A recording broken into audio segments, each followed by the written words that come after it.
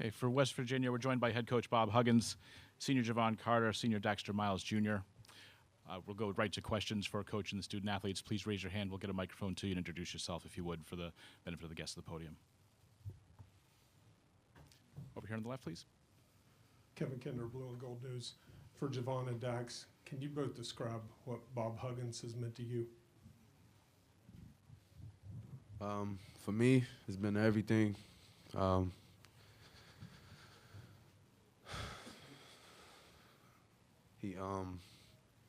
He just gave me a chance. Small guy from Maywood, Illinois. You know, didn't have a lot of looks.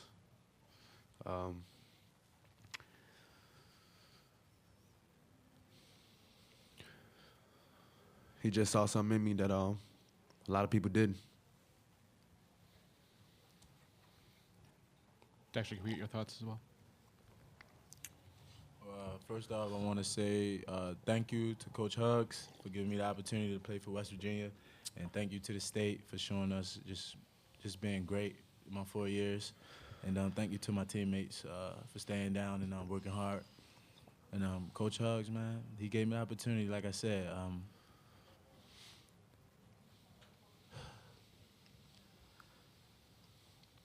That's all I gotta say. He's a great coach, man. Great person off the court. And it's been fun. I wish we would have kept going. But I enjoyed every moment. Other questions? John? Bob, they call timeout with 11:04 or something. You're up 6, you're on a run, and then they go on the 11:0 run and basically turn the game around. Was there something specific that changed at that point in their play or in your play?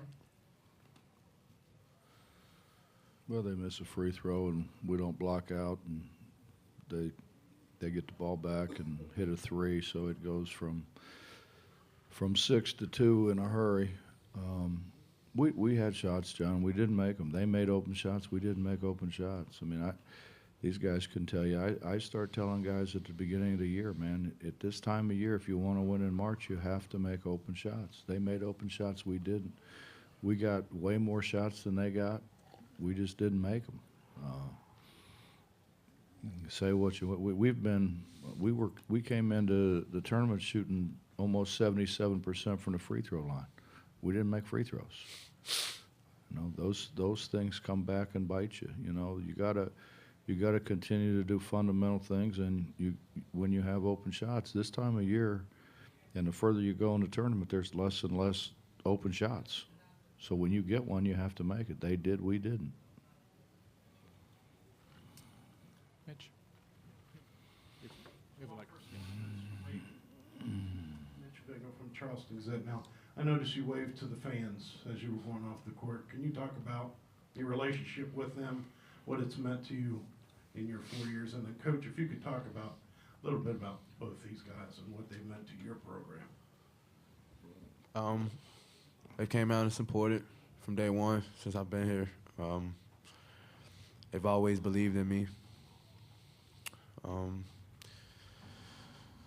don't know. They just Mountaineer Nation, man. They do an unbelievable job. They travel thousands of miles to come see us play, and I do my best to go out there, play hard, and give them a good show to watch. And Coach, your thoughts as well? Two gentlemen. Well, these two guys have been as good of players as they are, and they're very good players. They're going to go down as probably, well, not probably, the best 4-year backcourt in the history of West Virginia basketball, and that's saying a lot. But what they do off the floor, they're both really good students. They're both going to graduate on time. And we get a lot of requests, you know, from people, whether someone was in an auto accident, somebody's got cancer or whatever, and you know, you say, you know, we need some volunteers to go to the hospital. These are the first two guys that put their hands up. they do everything right, and it's they came in, Mitch. You know, we were struggling. You know, we were struggling. I think I underestimated the switch from the Big East and how they played in the Big East to the Big 12, and we had the wrong kind of guys. And these guys came in, and we had guys that really, you know, didn't love to play, and we made a conscious effort to recruit guys who really love to play. And these two guys are, I mean, they're at the head of that class now. I mean, they work every day in practice. They're coachable. I've never had one complaint about either one of them. I've never had one issue with either one of them. They're great people. Over here. Jevon, win or loss, can you talk about what it's been like playing on this stage of the NCAA tournament? This is everything. Everybody's in tune with March Madness. I feel like it's bigger than the NBA playoffs. You know, every game's on TV. Everybody's talking about March. Anything can happen in March. It's always upsets. Games going down to the wire. It's just a great atmosphere to play in. Fortunately, we lost in the Sweet 16, but I feel like we gave it everything we had. We just didn't make shots tonight. Villanova did. And good luck to them in the future. Time for a couple more. Back here. Kevin Kinder, Blue and Gold News. Coach, did the foul trouble that your team got into in the second half affect the way that you wanted to play or anything that you wanted to do? Sure, absolutely did. I'm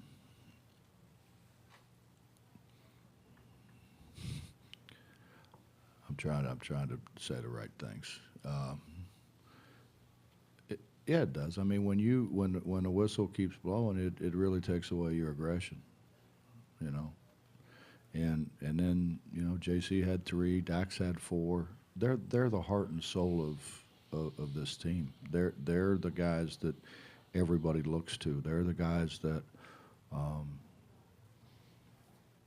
they're the guys who make things happen. I've never had anybody, and I've had great players. I've been very blessed. I've never had anybody work the way this guy here works. Never have anybody put the time in that he's put in. And you know, he deserves a better ending, I think. Any final questions? West Virginia, thank you. Congratulations on an excellent season. Thanks.